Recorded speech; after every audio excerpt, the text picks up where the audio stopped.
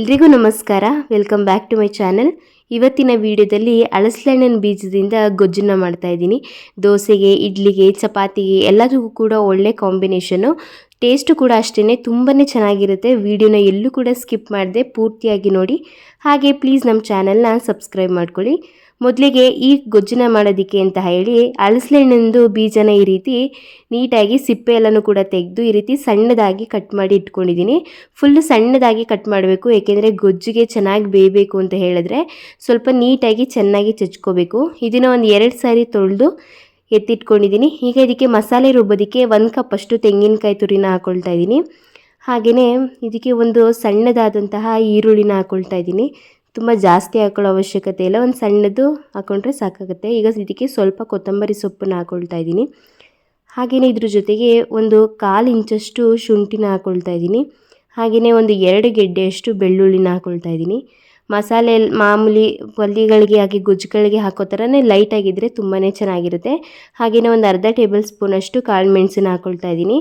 ಹಾಗೆಯೇ ಒಂದು 1/4 ಚಮಚದಷ್ಟು ಚಕ್ಕೆ ಲವಂಗ ಪುಡಿ, ಜೊತೆಗೆ ಮನೆಯಲ್ಲಿರುವಂತಹ ಸಾಂಬಾರು ಪೌಡರ್, ಈ ತರಕಾರಿ ಸಾಂಬಾರು, ಮಟನ್ ಸಾಂಬಾರು ಪೌಡರ್ ಇರುತ್ತಲ್ಲ ಅದನ್ನು ಹಾಕ್ಕೊಳ್ತಾ ಇದ್ದೀನಿ. ಇದಕ್ಕೆ ಒಂದು 3 ಟೇಬಲ್ ಸ್ಪೂನಷ್ಟು ಹಾಕ್ಕೊಳ್ತಾ ಇದ್ದೀನಿ.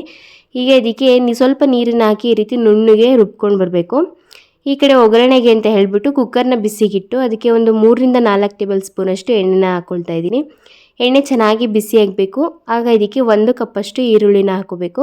ಈರುಳ್ಳಿನ ಈ ರೀತಿ ಸಣ್ಣದಾಗಿ ಕಟ್ ಮಾಡಿ ಹಾಕ್ಕೊಂಡ್ರೆ ಟೇಸ್ಟ್ ಚೆನ್ನಾಗಿರುತ್ತೆ. ಈಗ ಇದನ್ನು ಸ್ವಲ್ಪ ಕಲರ್ ಚೇಂಜ್ ಆಗಬೇಕು, ಸಾಫ್ಟಾಗಿ ಬೇಯಬೇಕು, ಅಲ್ಲಿವರೆಗೂ ಇದನ್ನು ಚೆನ್ನಾಗಿ ಫ್ರೈ ಮಾಡ್ಕೊಳ್ತಾ ಬರಬೇಕು.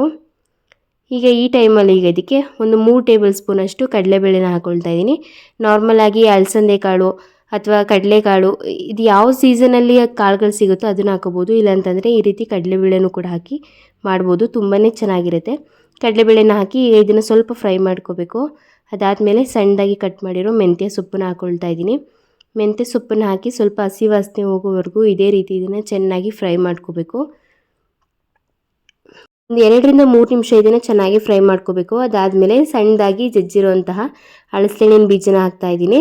ಫಸ್ಟು ಸಿಪ್ಪೆ ಬರುತ್ತೆ, ಅದನ್ನು ಚೆನ್ನಾಗಿ ತೆಗೆದಾದ್ಮೇಲೆ ಅದನ್ನು ಸಣ್ಣದಾಗಿ ಚೆನ್ನಾಗಿ ಚಚ್ಕೊಂಡ್ರೆ ಈ ರೀತಿ ಸಣ್ಣದಾಗುತ್ತೆ. ತುಂಬ ದೊಡ್ಡದಾಗಿ ಬಿಡಬಾರ್ದು, ಅದು ಚೆನ್ನಾಗಿ ಬೆಂದಿರಲ್ಲ. ಅದರಿಂದ ಎಷ್ಟಾಗುತ್ತೋ ಅಷ್ಟು ಸಣ್ಣದಾಗಿ ಚಚ್ಕೋಬೇಕು.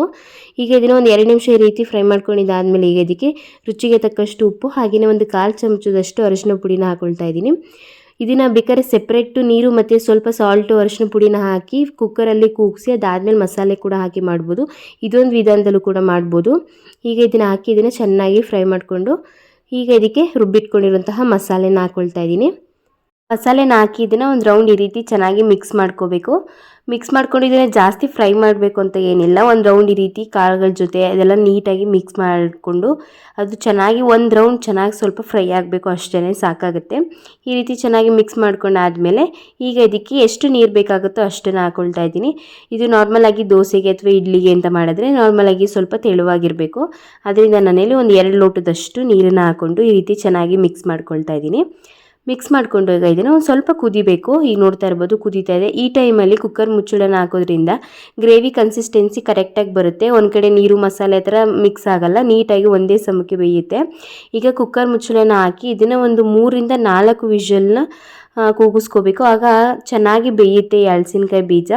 ಈಗ ನೋಡ್ತಾ ಇರ್ಬೋದು ವಿಷಲ್ ಆಗಿದೆ. ಹಾಗೆಯೇ ಹಲಸಿನಕಾಯಿ ಬೀಜ ಫುಲ್ಲು ಚೆನ್ನಾಗಿ ಬೆಂದಿದೆ. ಈ ಟೈಮಲ್ಲಿ ಇದಕ್ಕೆ ಸ್ವಲ್ಪ ಗ್ಯಾಸ್ ಸ್ಟವ್ನ ಆನ್ ಮಾಡಿಕೊಂಡು ಸ್ವಲ್ಪ ಕೊತ್ತಂಬರಿ ಸೊಪ್ಪನ್ನ ಹಾಕ್ಕೊಳ್ತಾ ಇದ್ದೀನಿ.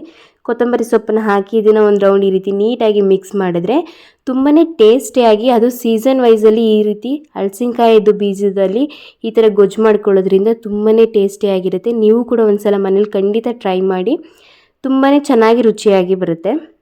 ಹಾಗೆ ಈ ವಿಡಿಯೋ ಇಷ್ಟ ಆಗಿದ್ದರೆ ಪ್ಲೀಸ್ ಈ ವಿಡಿಯೋನ ಲೈಕ್ ಮಾಡಿ ಮತ್ತು ನಿಮ್ಮ ಫ್ರೆಂಡ್ಸ್ ಆ್ಯಂಡ್ ಫ್ಯಾಮಿಲಿಗೆಲ್ಲ ಈ ವಿಡಿಯೋನ ಶೇರ್ ಮಾಡಿ.